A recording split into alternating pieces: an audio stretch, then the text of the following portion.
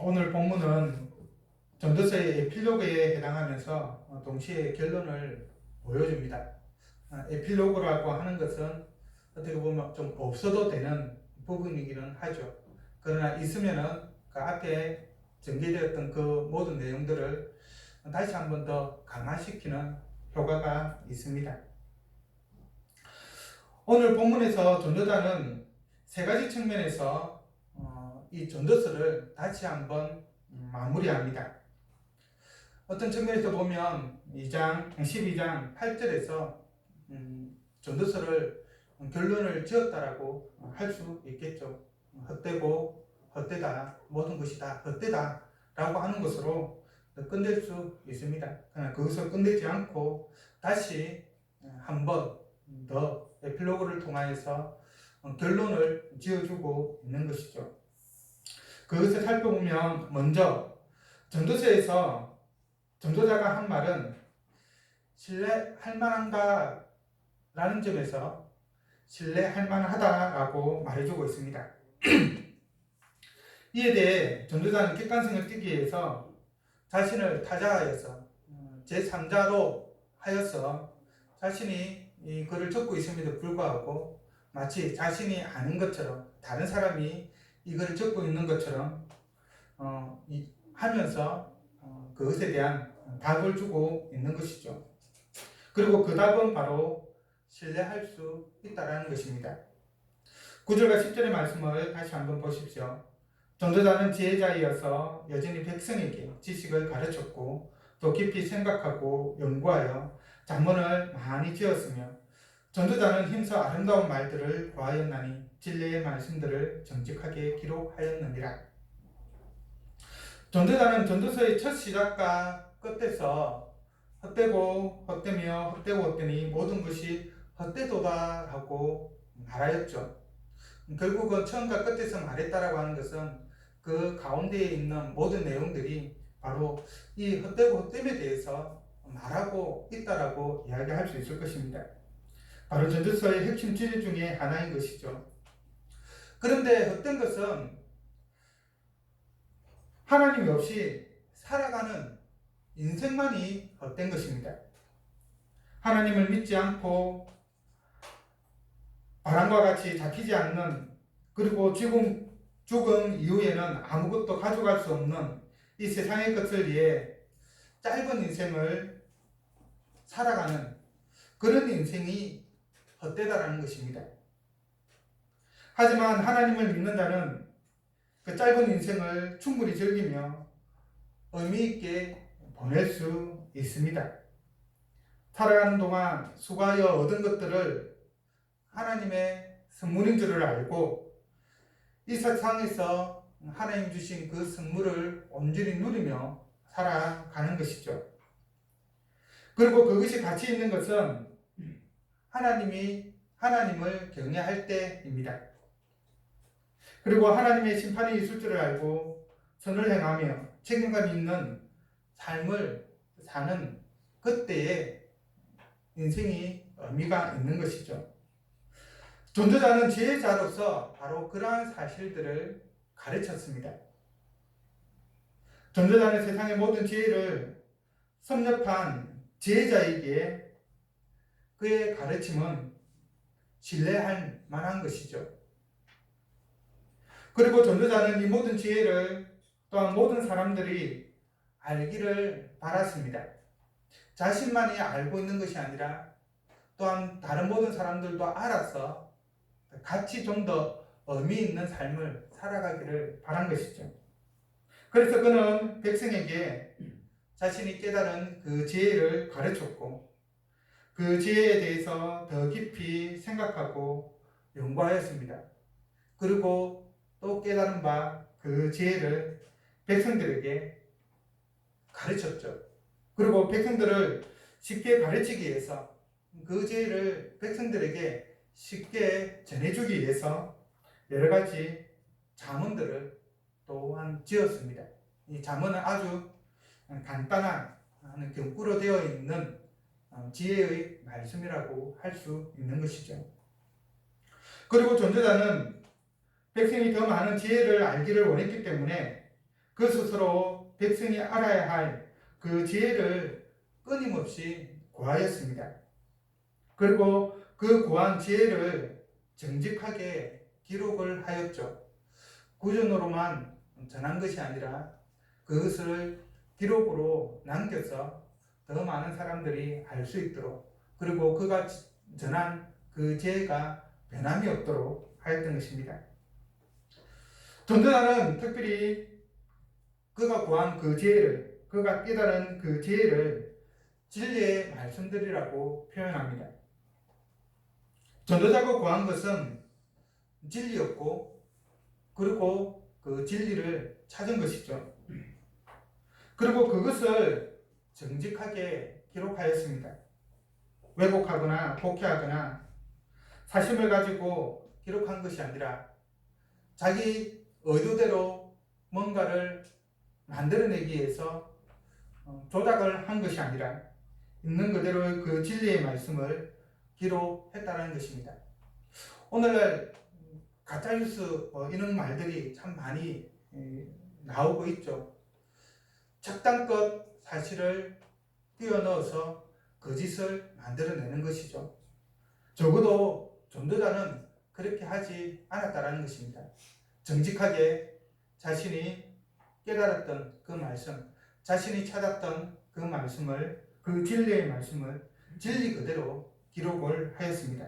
그래서 그것을 보던 모든 사람들은 진리를 찾을 수 있고 진리를 향해 나아갈 수 있는 것이죠. 이러한 것들을 통해 전도자가 지금까지 기록한 모든 것들이 믿을만 하다라고 주장을 하고 있는 것이죠. 왜냐하면 전도자가 직접 내 말은 믿을만해 라고 하면은 과연 믿을만하다고 말할 수 있을까요? 제가 하는 말에 대해서 내가 하는 말은 믿을만해 라고 말하는 것과 제3자가 정명모 목사가 하는 이야기는 믿을만해 말하는 것과 분명히 그 신뢰도는 차이가 있을 수가 있는 것이죠. 그런 점에서 앞에도 말씀드렸지만 전도자는 자신을 타자하여서 제3자인 것처럼 하면서 자신의 말이 진리임을, 믿을 만한 것임을 이야기하고 있는 것입니다. 그리고 그리하여서 그 말씀을 잘 배워 진리 가운데 거하고 헛된 인생 가운데서 의미 있는 삶을 살 것을 말하고 있는 것이죠. 전도서는 가장 뛰어난 지혜자가 기록한 지혜의 말씀이고 진리의 말씀이다 라고 말하고 있는 것입니다. 이 진리의 말씀을 잘 배워서 그리고 깊이 생각하고 연구하여서 우리 역시 이 전도자가 걸어갔던 그 진리의 길을 함께 걸어가기를 바랍니다. 두 번째로 전도자는 진리의 말씀들이 주는 그 유익에 대해서 말하고 있습니다. 11절과 12절의 말씀입니다. 지혜자들의 말씀들은 찌르는 책찍들 같고 회중의 스승들의 말씀들은 잘 박힌 목 같으니 다 한 목자가 주신 바이니라. 내 아들아 또 이것들로부터 경계를 받으라. 많은 책들을 짓는 것은 끝이 없고 많이 공부하는 것은 몸을 피곤하게 하느니라. 전도자는 진리의 말씀들을 지혜자들의 말씀들 그리고 회중의 스승들의 말씀들이라고 말합니다. 당시 알지 못하는 무지한 백성들을 가르치는 그러한 자들의 말이라고 이야기하고 있는 것이죠. 그러면서 바로 그 말씀들이 찌르는 채찍 같고 잘 박힌 목 같다라고 말하고 있습니다. 진리의 말씀이 찌르는 채찍 같다라고 하는 것은 잘못된 길로 갈 때 가해지는 징계나 벌을 의미한다라고 할 수 있을 것입니다. 그리고 여기엔 또 다른 의미도 있는데 주마 가편이라고 하는 사자성어가 있죠. 달리는 말에 채찍을 간다라고 하는 뜻입니다. 그와 같이 더 열심히 진리의 말씀을 추구하도록 하는 그런 것을 의미하는 뜻에서 채찍 찌르는 채찍이다라고 말하고 있는 것이죠. 진리의 말씀은 우리에게 올바르고 어렵고 선한 길을 제시해 줍니다. 그리고 그 길을 벗어나서 잘못된 길로 나아갈 때 채찍을 가하게 되죠. 찌르는 것으로 고통으로 우리에게 다가옵니다. 오늘날 팩트 폭행이라고 하는 말이 자주 사용됩니다. 폭행이라고 하면 무력으로 누군가를 괴롭게 하는 것이죠. 그런데 이게 앞에 팩트라는 것이 들어가 있어서 사실로서 그 사람을 압박을 가하는 것이죠. 사실을 기반으로 상대방의 전국을 찔러서 아무 말도 못하게 그야말로 짓뭉개는 그런 상황을 두고 팩트 폭행이라고 하는 말을 자주 사용을 합니다. 진리의 말씀은 진리가 무엇인지 우리에게 알려주기 때문에 마치 우리에게 그런 영향을 미치는 것이죠. 사실을 있는 그대로 우리에게 가르쳐 줌으로써 우리가 스스로 마음을 아프게 하여서 그곳에서 진리로 돌이키도록 해주는 그런 효과가 있는 것입니다. 진리를 안다라고 하는 것은, 사실을 안다라고 하는 것은 우리 자신이 어떠한 존재인가를 안다는 것은 때로는 참으로 괴로운 것이죠. 하지만 채찍은 아픔을 주지만 또 다른 한편 더 열심을 내게 하는 그런 효과가 있습니다. 진리의 말씀 우리에게 진리를 알려주고 그것 때문에 고통을 당하게 하지만 다른 한편으로는 또 다른 의미에서는 선을 행할 수 있도록 더 열심히 우리가 가는 그 진리의 길을 가도록 힘을 내게 해주는 그런 효과가 있는 것입니다. 그리고 진리의 말씀은 잘 박힌 못 박다라고 말합니다. 이는 진리의 말씀이 주는 안정감과 보호를 의미합니다. 이것이 무슨 말이냐 하면은 여기서 말하고 있는 못이라고 하는 것은 우리가 일반적으로 그 이미지, 못하면 이미지 떠오르는 그런 못을 말하는 것은 아닙니다. 그래서 나무에 박거나 단순히 그런 것을 말하는 것은 아닙니다. 여기서 말하는 못은 그 당시 생활과 연관이 있는데 당시에는 천막을 많이 치고 또 살았죠. 그런 의미에서 천막에 치는 말뚝을 의미합니다. 오늘날 우리가 캠핑을 가거나 이럴 때 또는 야외에 나갈 때 텐트를 치는데 이 텐트가 그냥 텐트만 치놓으면 어떻게 되죠? 강한 바람이 불면 날아가 버립니다. 그럴 때 이 텐트를 강한 바람에 날아가지 못하도록 단단하게 고정해주는 못이 있죠. 일반적으로 텐트 팩이라고 이렇게 표현을 하는데 그런 못을 말하는 것입니다. 그 당시에 야외에서 텐트를 쳤을 때 그 텐트가 강한 바람에 날아가지 못하도록 땅에 고정시키는 그 못을 말하는 것이죠. 진리의 말씀은 우리를 악한 세력으로부터 지켜줍니다. 살아가면서 겪는 두려움과 불안으로부터 우리를 지켜줍니다. 지혜자들의 말씀들과 회중의 스승들의 말씀이 바로 이렇게 우리를 어려운 길로 인도하고 또 그 가운데에서 우리를 지켜주고 보호해 주어서 안정감을 우리에게 주는 것이죠. 평안함을 느끼게 해주는 것입니다. 그리고 그것은 그들의 말씀이 진리의 말씀으로서 모든 지혜와 지식을 소유하신 하나님, 거룩하시고 선하신 그리고 어려우신 하나님이 주신 것이기 때문에 그렇게 되는 것입니다. 그 지혜의 원천, 그 진리의 말씀의 그 원천이 다른 데 있는 것이 아니라 우리 사람들이 공부해서 고민해서 만들어낸 것이 아니라 하나님께서 주신 말씀이기 때문에 우리에게 참 안정을, 참된 보호를 주시는 것입니다. 그렇기 때문에 우리는 이 진리의 말씀을 배우고 지키며 마음에 간직하고 살아가야 합니다. 이 진리의 말씀이 우리 안에 있을 때 참 안정을 느끼고 어떠한 것에서도 두려워하지 않으며 불안에 떨지 않는 것이죠. 왜냐하면 하나님께서 이 진리의 말씀을 통하여서 우리를 보호해 주시기 때문입니다. 그래서 전도자는 이것들로부터 경계를 받으라 라고 권면을 합니다.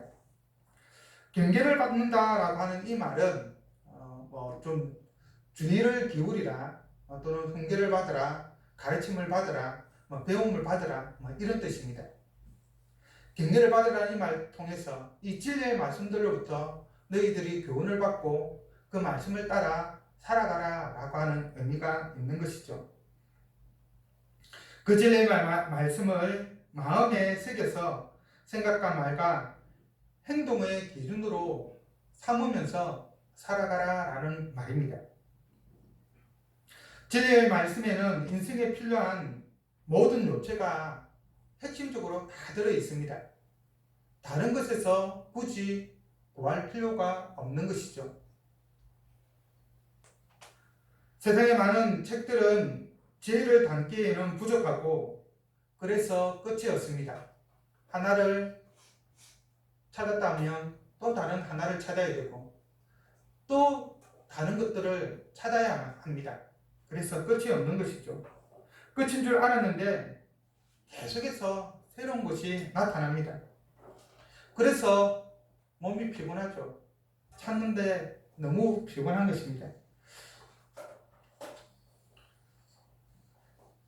그래서 진리의 말씀, 곧 성경만으로도 충분하다라고 말하고 있는 것이죠. 이 진리의 말씀만으로 충분하기 때문에 다른 데서 우리 인생의 의미에 대해서, 왜 우리가 이 땅 가운데 살아가는지에 대해서, 무엇이 인생을 누리는 것인지, 가치 있는 삶을 사는 것의 핵심인지 다른 데서 찾을 필요가 없다. 바로 이 성경을 통해서 그 핵심을 찾을 수 있다. 그 핵심이 다 들어가 있다. 그렇게 말하고 있는 것입니다. 이 지혜의 말씀, 이 진리의 말씀, 그 성경을 우리 인생의 이정표로 삼고 살아가기를 바랍니다. 성경이 아닌 다른 곳에서 우리 인생의 의미를, 우리가 살아가야 할 그 목표를, 어떻게 인생을 누릴 수 있는지를 찾지 않기를 바랍니다. 왜냐하면 성경에 모든 것들이 다 들어있기 때문입니다. 이미 해답이 나와 있는데 다른 데에서 해답을 찾을 필요는 없는 것이죠. 우리 인생의 모든 문제의 해결책이 바로 이 성경에 들어가 있는 것입니다. 진리의 말씀 속에 있는 것입니다. 마지막으로 전도자는 결론 중의 결론으로 하나님을 경외하고 그의 명령들을 지키라고 말합니다. 13절과 14절의 말씀입니다. 이래 결국을 다 들었으니 하나님을 경외하고 그의 명령들을 지킬지어다. 이것이 모든 사람의 본분이니라. 하나님은 모든 행위와 모든 은밀한 일을 선악간에 심판하시리라. 전도자는 모든 일의 결국을 다 들었다고 말합니다. 인생에 일어나는 모든 일들에 대해서, 우리 핵심들에 대해서 결론적으로 다 이야기했다라는 것이죠. 사람은 짧은 삶을 살다가 죽음을 맞이합니다. 짧은 인생을 살아가는데 어떻게 살아가야 할까요? 전도자는 결론적으로 하나님을 경외하고 그의 명령들을 지켜야 한다라고 말하고 있습니다. 하나님을 경외한다라고 하는 것은 하나님을 우리의 창조주요 구원자로 믿고 그 하나님을 우리 삶의 주인으로 모시고 사는 것을 말합니다. 내 마음대로, 내 뜻대로, 내가 하고 싶은 대로 살아가는 것이 아니라, 내 욕심이 이끌리는 대로 살아가는 것이 아니라, 하나님께서 의도하시고 목적하시는 대로 하나님의 뜻대로 살아가는 것, 그것을 말하는 것입니다. 그러면 왜 우리는 하나님을 경외하고 그의 명령들을 지키며 살아야 할까요? 전도단은 바로 그 이유를 두 가지로 이야기를 합니다. 하나는 하나님을 경외하고 그의 명령을 지키는 것이 사람의 본분이기 때문입니다. 이 사람의 본분이다, 그것이 사람의 본분이다 라고 하는 이 말은 원어로는 그것이 모든 사람이다 라고만 되어 있습니다. 원어상으로는 본분, 즉 의무라고 하는 그런 말이 들어가 있지는 않습니다. 그것이 사람의 전부다 또는 그것이 모든 사람이다 라고 하는 말로 직역을 할 수가 있는데, 한마디로 말해서 사람의 본질이 하나님을 경외하고 그의 명령들을 지키며 사는 것이다 라고 말하고 있는 것이죠. 왜냐하면 하나님이 사람을 하나님의 형상대로 지으셨기 때문입니다. 우리의 본질은 하나님의 형상인 것이죠. 하나님의 형상이기 때문에 창조주 하나님을 따라서 그가 원하시는 대로, 그가 창조하신 그 목적에 맞게 살아가야 하는 것입니다. 그것이 사람의 본질인 것이죠. 하나님은 창조주이시고 사람은 피조물이기 때문에 그 창조주의 뜻에 맞게 살아가야 되는 것입니다.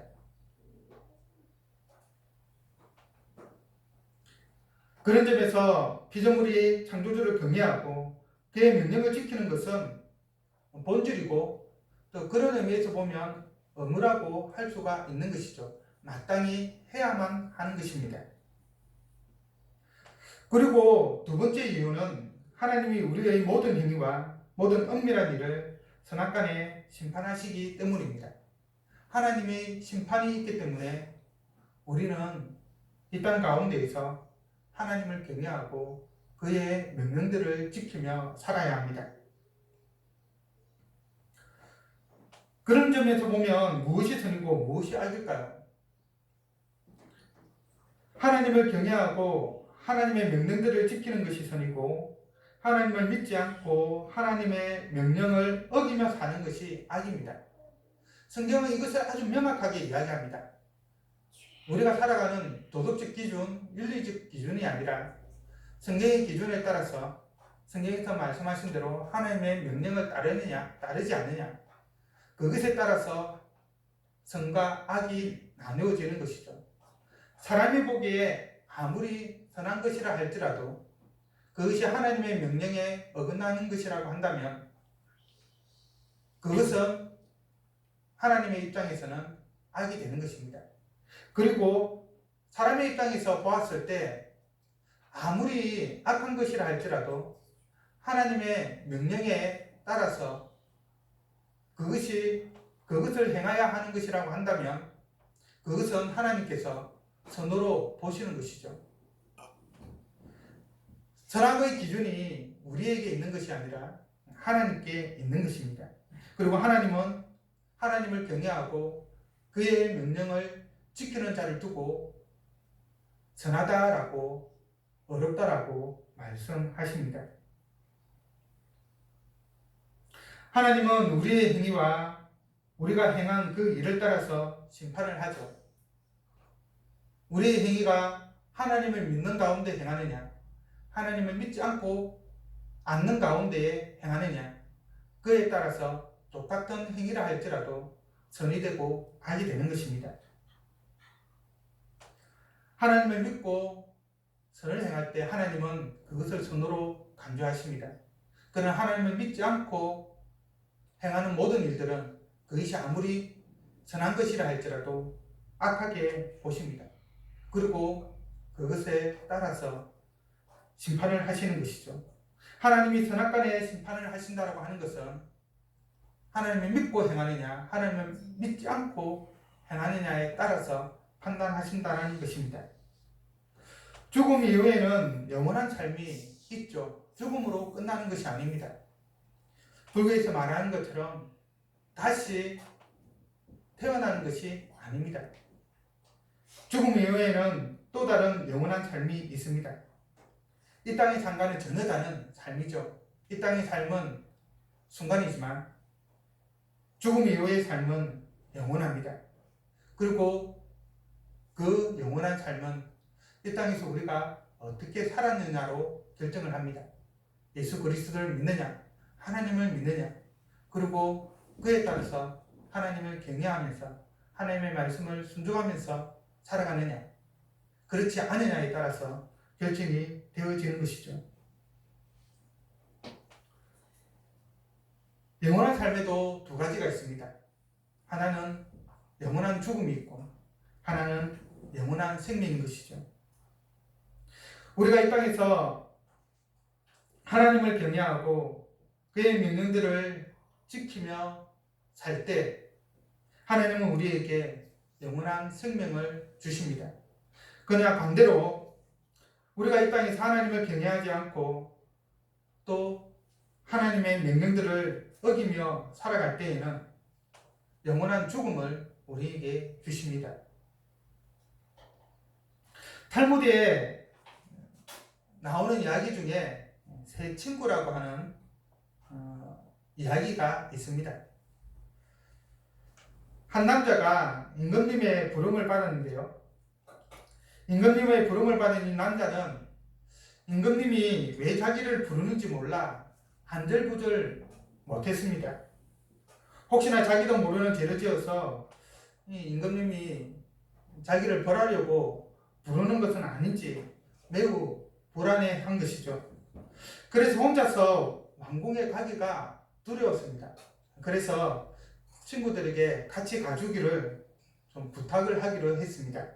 그에게는 세 친구가 있었는데 첫째 친구는 자기가 생각하기에 정말로 친하고 소중하다고 여기는 친구였고, 두 번째 친구는 친하긴 하지만 첫 번째 친구만큼은 친하지 않은, 소중하지 않은 그런 친구였으며, 세 번째 친구는 그냥 자기가 생각할 때는 친하지 않은데 그냥 알고 지내는 그 정도의 친구, 있어도 없어도 그만이 그런 친구였습니다. 그는 제일 먼저 자기가 생각할 때 가장 친하다고 생각하는 첫 번째 친구에게 가서 자기와 함께 궁에 임금님을 만나러 가줄 수 있느냐라고 부탁을 했습니다. 그런데 첫 번째 친구는 그 남자의 부탁을 특별한 이유도 없이 이런지하에 거부해버렸습니다. 거절해버렸습니다. 남자는 몹시 서운하고 속상하고 배신감을 느꼈지만 어쩔 도리가 없었습니다. 그냥 안 가겠다고 해버리니까 강제할 수 없는 것이죠. 할 수 없이 그는 두 번째 친구를 찾아가서 자기와 함께 임금님을 만나러 궁에 가줄 수 있는지 물어보았습니다. 두 번째 친구도 거절을 하였는데 그의 거절 이유는 자기도 임금님을 만나러 궁에 가는 것 자체가 무섭다라는 것이었습니다. 두 번째 친구에게 이야기할 때 그는 자기가 왜 같이 가주기를 원하는지 그 이유에 대해서 말했는데 그 이유 중에 하나가 바로 임금님을 만나러 가는 것에 대해서 불안함을 가지고 있다는 것이죠. 혹시라도 내가 죄를 지은 게 있어서 임금님으로부터 벌을 받을지 않을까. 그래서 두 번째 친구도 동일한 의미로 이야기가, 나도 겁이 많다. 너가 혹시 임금님으로부터 벌을 받으면 내가 너와 함께 갔기 때문에 또 공범 그런 개념으로 임금님이 나를 벌하면 어떻게 하겠느냐. 그래서 나도 무섭기 때문에 갈 수 없다. 그렇게 거절을 하였던 것입니다. 그래서 이 남자는 아무런 기도도 없이 혹시나 하는 마음으로 또 세 번째 친구에게 임금님을 만나러 궁에 함께 가줄 수 있는지 부탁하러 갔습니다. 해주면 좋은 거고 안 해줘도 그만이.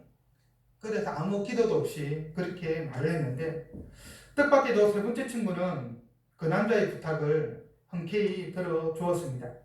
그러면서 혹시라도 임금님이 벌을 내리려고 한다면 자신이 임금님께 그의 무죄에 대해서 잘 말씀드리겠다라고 또 그 남자를 안심시켜 주었습니다. 그제야 그 남자는 마음을 놓을 수 있었습니다. 여기서 세 친구는 상징하는 바가 있습니다. 단순히 좋은 친구를 사귀어야 된다 그런 이야기를 하고 있는 것이 아니라, 이 세 친구는 알레고리적으로 상징하는 것이 있는데, 그것은 각각 재산과 가족 또는 친척과 자기가 행한 착한 일을 상징하는 것입니다. 남자가 가장 소중히 여기고 매우 친하다라고 생각했던, 그렇게 믿었던 첫 번째 친구는 재산입니다. 그런데 재산은 살아있는 동안만 유효하죠. 죽으면 가져갈 수가 없습니다. 나름 친하고 소중하지만 첫 번째 친구보다 못한 두 번째 친구는 바로 가족 또는 친척을 상징합니다. 가족과 친척들은 자기가 죽으면은 무덤까지는 같이 가주죠. 장례를 치러주는 겁니다. 근데 슬퍼해주죠. 근데 거기까지입니다. 같이 죽거나 그렇게 하지 못하잖아요. 지금 그 이유는 함께 할 수가 없고 무덤까지만 함께 가는 것이죠. 그리고 마지막, 남자가 친구라고 생각은 했지만 별반 친하지도 소중하다고 생각지도 않은 이 세 번째 친구는 자기가 행한 착한 일을 상징합니다. 살아있는 동안에 행한 착한 일이 살아있는 동안에는 별반 인생에 도움이 안 되는 것 같아요. 때로는 손해도 보고 오히려 마이너스가 되는 것 같은데, 하지만 죽음 이후에는 그 행위가 큰 영향을 미친다는 것이죠.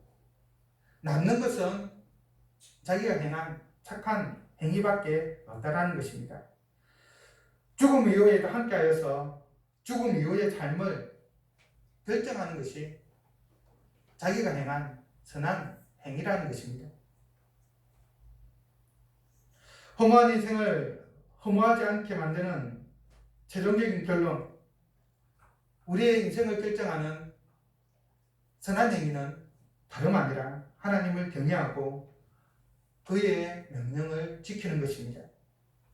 하나님을 중심에 모시고 하나님의 말씀대로 사시기를 바랍니다. 그러면 때로 안개 속에 있는 것 같을지라도 참으로 행복하고 의미 있는 삶을 살 수 있을 것입니다. 그것이 우리의 본분이고 우리가 마땅히 행해야 우리 인간의 의무라고 할 수가 있는 것이죠. 그리고 그렇게 행할 때 죽음 이후에도 영원한 삶을 우리 하나님께서 우리에게 허락하여 주십니다. 여호와를 경외하고 그의 명령을 지킴으로써 영원한 삶에 대한 하나님의 복을 온전히 누리는 우리 모두가 되기를 간절히 바랍니다. 기도하겠습니다.